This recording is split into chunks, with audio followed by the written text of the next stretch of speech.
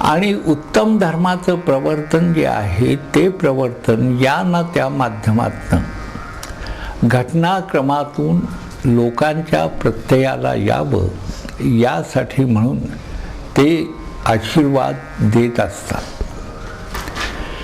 तेव्हा सद्गुरूंनी वाद कर म्हटल्यानंतर हे जे दोन उन्मत्त असे विप्र होते त्यांच्या अंतःकरणामध्ये भय निर्माण झालं. हे भय अशासाठी निर्माण झालं की ज्या इच्छेनं ज्या उद्देशानं ते तिथं प्राप्त झालेले आहेत त्या उद्देशाचा मुख्य ध्वज जो आहे म्हणजे त्यांचा जो अहंकार, अहंकारातनं जी एक प्रकारची ध्वजनिर्मिती त्यांच्या मानसपिंडावर, विजय ध्वजनिर्मिती मानसपिंडावर त्यांच्या झालेली होती, तो ध्वजच सद्गुरूंच्या एकंदर कृपेच्या आविर्भावानं आपोआपच भग्न झालेला आहे, खाली पडलेला आहे. आणि त्यांना भय वाटलं. आपण विचार करा परिस्थिती कशी असेल. त्या ठिकाणी गाणगापुरातले आणखी काही सद्गुरुनाथ महाराजांचे शिष्य जरूर असतील. त्रिविक्रम भारतीसारखा अधिकारी यती ज्यांनी ब्रह्मविद्या सद्गुरुनाथांच्या कृपेनं आपलीशी करून घेतलेली आहे असा तो त्या ठिकाणी असणार आहे. त्या ठिकाणी वाहणारा जो वारा आहे हा वारा सुद्धा स्तब्ध झालेला आहे असावा. हे मी खोटं बोलत नाही. वारा स्तब्ध झालेला का असावा याचं कारण आपल्याला सांगतो. ज्या वेळा आत्मविद्या प्रगट होत असते तेव्हा पांचभौतिक तत्व जी असतात ना, ही पांचभौतिक तत्व सुद्धा पर्युत्सुक होत असतात. त्यांना वाटत असतं की अवस्थात्रयाच्या पलीकडचं तत्वज्ञान आता प्रगट होत असल्या कारणानं आपण ही थोडंसं स्तब्ध होऊन ते ऐकायला काही हरकत नाही. मी नेहमी म्हणतो की वारा, आपण श्वास घेतोय खरं आहे, श्वासासाठी ऑक्सिजन प्राणाची गरज लागते, पण वाऱ्याला सुद्धा श्वास घ्यायला लावणारी कुठली तरी शक्ती आहे.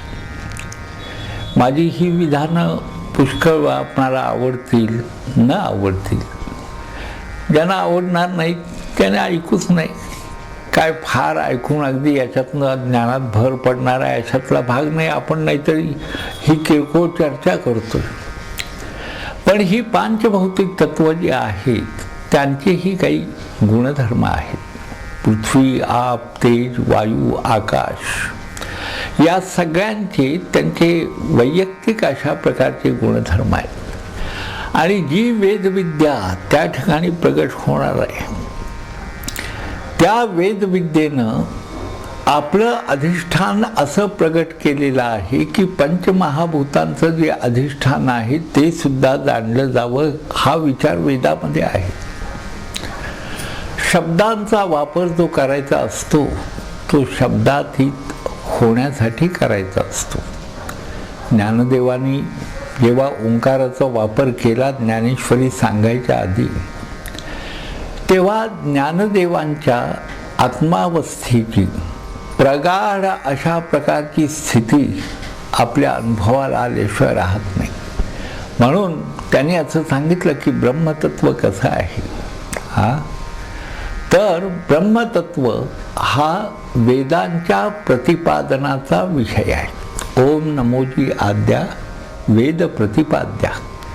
वेद सुद्धा काय सांगणार आहेत तर आद्य अशा प्रकारचा जो ध्वनी आहे आणि सर्व वेदांचं अधिष्ठान आहे असं एकच अक्षर, आणि ते अक्षर जर कोणतं असेल तर ओंकार. ज्ञानेश्वरांनी सांगितलं की हा जो ओम आहे हा आद्य तत्व प्रगट करतो. परमात्म्याच्या निवासाचं ओंकार हे द्वार आहे.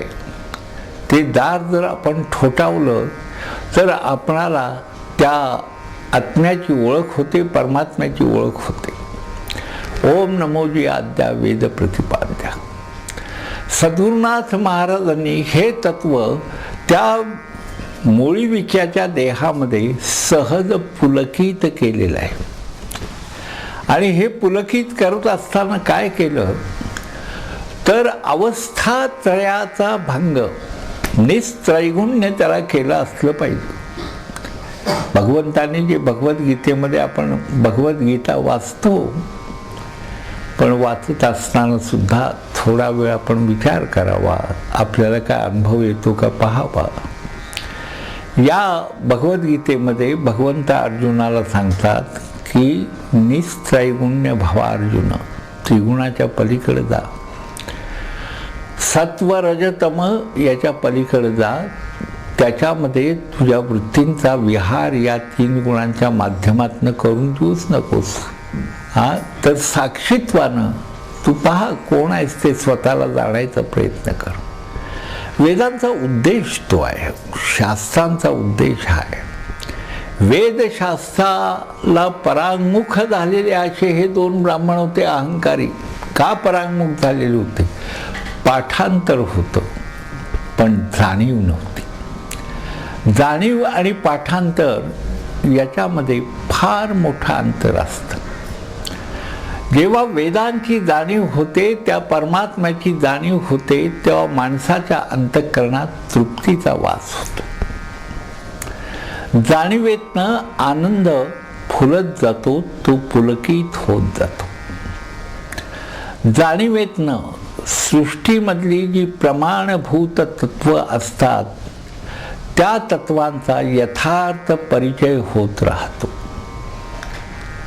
जाणीवेतनं जे दुर्गुण असतात अहंकारासारखे, दुर्गुण अशासाठीच म्हटलेलं आहे त्याला. सद्गुणांच्या म्हणजे गुणांच्या पासून मनुष्याला जे दूर ठेवतात त्याला दुर्गुण असं म्हणावं, अशी व्याख्या करायला काही हरकत नाही. तेव्हा ही जी जाणीव आहे, ही जाणीव, त्या जाणीवेचा अभाव असल्या कारणानं सद्गुरूंनी त्यांच्यावर या माणसाच्या मोळी विख्याच्या माध्यमातनं एक प्रकारे कृपाच करायची ठरवलेली आहे. दिसताना फक्त असं दिसतं की त्या ठिकाणी द्वंद्व तयार झाले. म्हणजे काय तर ज्ञानाचं युद्ध होणार आहे, पण युद्ध करण्यासाठी सद्गुरूंचा अवतार नाही. तर विश्वातली सगळी युद्ध जी झालेली आहेत त्या युद्धांचं कारण जर आपण पाहिलं तर मनुष्याचं मानसिक संतुलन जे आहे ते संतुलन विपरीततेनं जेव्हा कार्य करतं तेव्हाच युद्ध संभवत असतं. या ठिकाणी विपरीततेच्या ऐवजी स्वाभाविकता प्रगट करायची आहे. त्यासाठी सद्गुरूंनी काय केलेलं आहे, त्यांना सांगितलं की त्या मोळी विख्याला सांगितलं वाद कर. आणि वाद कर म्हटल्यानंतर भय निर्मिती झाली आणि ते थरथरा कापायला लागले. मनुष्य एखाद्या वृत्तीप्रवाहामध्ये एखादा विचार जेव्हा अतिप्रबळ होतो तेव्हा थरथरायला लागतो. आनंद झाला तरी एखाद्या वेळेस थरथरल्यासारखं होतं, अति दुःख झालं तरीही थरथरल्यासारखं होतं, अति भय वाटायला लागलं तरीही थरथरल्यासारखं होतं. हा जो थरार आहे किंवा हे थरार हा जो तिथं घडतोय गाणगापुरामध्ये, या थराराचं मुख्य कारण काय माहिती आहे का? ते जे ब्राह्मण आलेले होते चर्चेला, पहिला त्यांचा उत्साह सगळा मावळला. त्यांना असं वाटायला लागलं की आता आपल्याला गती नाही. गती नाही याचं कारण असं आहे की आम्ही ज्या प्रकारे वर्तन केलं किंवा जो विचार केला जयपत्रांच्या विषयी,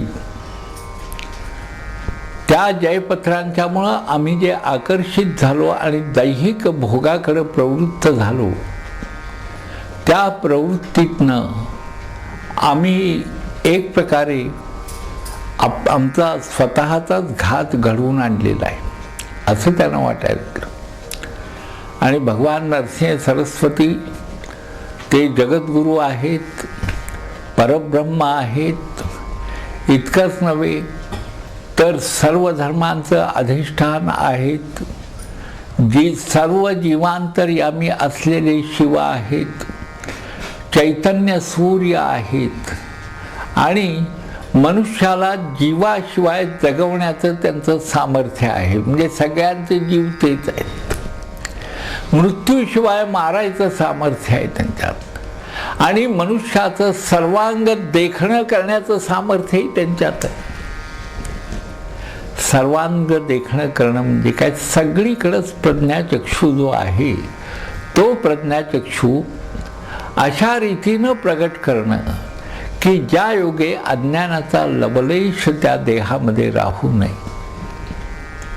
महाराजांनी ते कार्य अतिशय निर्वेधपणे अत्यंत शांत राहून त्या दोन ब्राह्मणांना बोध करून, हा बोध सुद्धा करत असताना मला फार येतंय असं काय महाराजांना सांगायचं नव्हतं. तो बोध का केला तर समाज मानसपिंड जो आहे त्या समाज मानसपिंडाला योगाची भूमिका कळावी आणि त्या भूमिकेतनं तो पुष्ट व्हावा एवढ्यासाठी म्हणून महाराजांनी ते प्रबोधन केलेलं आहे.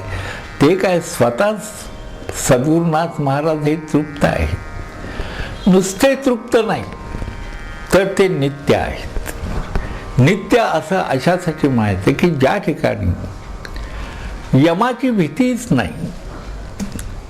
यम नियम आपण विचार करतो पण यमाची भीती, ते नित्य आहेत. नित्य आहेत, साक्षी आहेत पुन्हा. आणि मग हे ब्राह्मण म्हणले आता आम्हाला गती काय? गती काय म्हटल्यानंतर त्यांना जे उत्तर दिलं सद्गुरूंनी ते उत्तर ऐकण्यासारखं आहे. त्यांनी त्यांना असं सांगितलं की तुम्ही फार मोठा प्रमाद केला, फार मोठे दोष केले, म्हणजे गैरवागणूक झाली. पहा, महाराजांना सहज वाटेल तसं त्यांना सांगता आलं असतं, पण सांगताना सुद्धा किंवा शापित करताना सुद्धा तिथं शाप दिला असा आहे, पण ते शापामध्ये सुद्धा प्रेमच दडलेलं आहे. शापामध्ये सुद्धा उत्कर्ष त्या ब्राह्मणांचा अभिप्रेत आहे.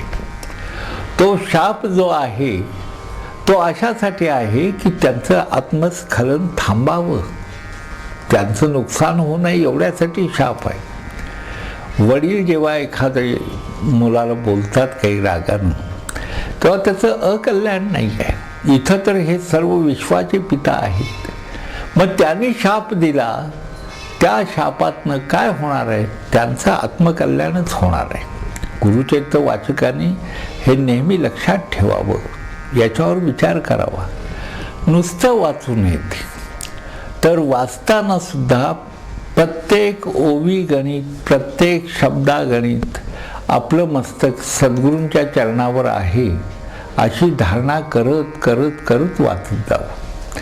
ही धारणा काय करते तर जो वाचक असतो ना त्या वाचकाच्या ठिकाणी हळूहळू गुरुतत्व पुलकित करत जाते. ही धारणा म्हणजे वाचणारा सुद्धा गुरुत्वाच्या प्रत्ययात राहतो आणि एक प्रकारचं समाधान आणि आनंद अनुभवत राहतो आणि त्याला वाटतं की या वाचनातनं माझाही जीव कारणी लागत आहे, जीवाचं कल्याण आहे त्याच्यामध्ये. तेव्हा सद्गुरुनाथ महाराजांनी त्यांना सांगितलं आता म्हणले तुमच्या हातनं फार मोठा प्रमाद झाला. मग प्रमाद कोणता हो? त्यांनी काय केलेलं होतं? अनेक ब्राह्मणांना दुखवलेलं होतं. ब्राह्मणांना म्हणजे ब्राह्मणांचे देह दुखवले असं नाही, तर ब्रह्मविद्येचा अपमान एक प्रकारे झालेला होता. कारण वाद करायचा आणि लोकांच्याकडनं जयपत्ते घ्यायचे. जे लोभी होते, जे आपली त्यागी वृत्ती विसरलेले होते, त्यांना असं वाटत होतं की आपण वाद करावा. त्यांनाही वाटायचं आपणालाही काही द्रव्य मिळावं. बादशाह द्रव्य द्यायला तयार होता. पण त्यांना या गोष्टी वाटल्या खऱ्या, पण वादाने काय झालं तर अकारण जे प्रकाशरूप अशा प्रकारचं जे वेदतत्व आहे त्या तत्वामध्ये निष्कारण आपणच त्याच्यावर धूळ टाकल्यासारखं झालं. सूर्याच्याकडे बघायचं आणि अपशब्दांचा वापर करायचा. सूर्य हा काय तेजोमयच आहे. आपले शब्द हा कुठं पुन्हा येतो? शब्दाचा सोर्स जिथून निर्माण होतो तिथंच पुन्हा येणार. तसं हे वाद करायला आलेले दोघेही जे ब्राह्मण होते त्यांनी अनेकांना दुखवलेलं होतं आणि दुःख देणं हे गैर आहे असं सद्गुरूंचं मत आहे. ते म्हणले का बरं?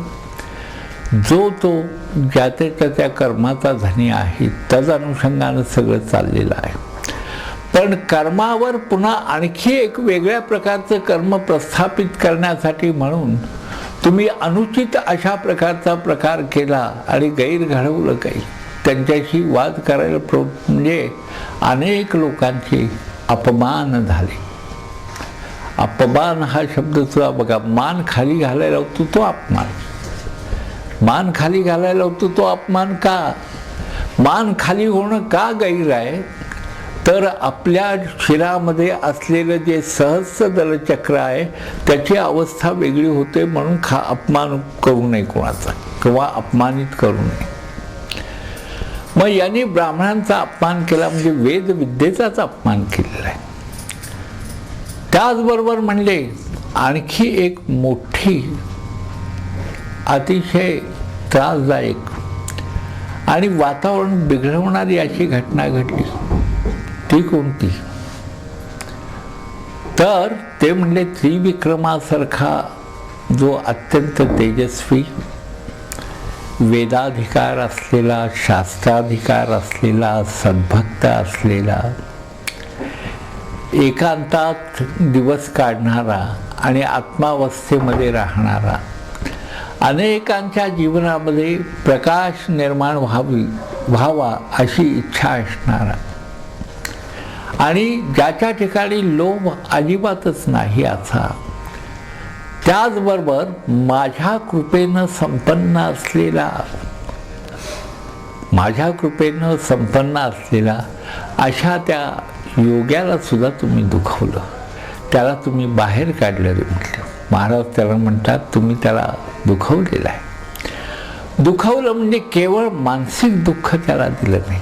आपण विचार करा की त्रिविक्रम यती हा कुमसीहून गाणगापूरला सद्गुरूंच्याकडे यायला निघाल्यावर हे पालखीत बसले आणि त्याला चालवलं. हा केवढा दैव दुर्विलास आहे सांगा. वेद विद्या म्हणजे जे चालतं बोलतं ज्ञानाचं बिंब आहे, ते चालते ज्ञानाचे बिंब, तयाचे अवयव सुखाचे कोंभ, येर मनुष्यपणाची भांब लोकां लागी, असा श्रेष्ठतम यती जो त्रिविक्रम आहे त्याला तुम्ही चालायला लावलं आणि तुम्ही मात्र पालखीत बसला. अमान्य आहे हे सद्गुरू म्हणतात. अमान्य आहे म्हणजे त्यांनाच अमान्य असं नाही, तर परमात्म शक्तीचा जो स्वभाव आहे त्या स्वभावामध्ये उद्रेक यांनी आपल्या वर्तनाने निर्माण केलेला आहे. ती शक्ती तटस्थच आहे. आणि मग त्यांना म्हणले आता तुम्हाला याला दुसरा पर्याय नाही म्हटले, कारण या देहांच्या हातून इतकं महत्पाप झालं की ज्या पापाला मृत्यूशिवाय दुसरी कुठलीही गोष्ट ज्याच्यापासून तुम्हाला त्या पापापासून मुक्त करणार नाही. म्हणून त्यांना शापित केलं आणि म्हणले गंगेवर जा. गंगेवर जा म्हटल्यानंतर ते भयंकर कळवळायला लागले. शरणागत अवस्थेचा या दोन ब्राह्मणांनी स्वीकार केला, नतमस्तक झाले आणि महाराजांची क्षमा मागायला लागली. अहो क्षमा हा तर त्यांचा धर्मच आहे, ती मागायला कशाला लागते? क्षमा आपोआपच त्यांना त्यांच्या मग सद्गुरुनाथ म्हणाले तुम्ही तिकडं जावा आणि शरीराचा आता त्याग करा म्हटलं. गंगेवर जाऊन का त्याग करा? तर हे शरीर जे प्रमादयुक्त आहे त्या प्रमादयुक्त शरीरांची धारणा किंवा ती शरीर पृथ्वीवर असून उपयोग तरी काय? अनेकांना संत्रस्त केलेलं आहे त्या शरीराने. जाऊ दे म्हटले, बाजूला टाका ते.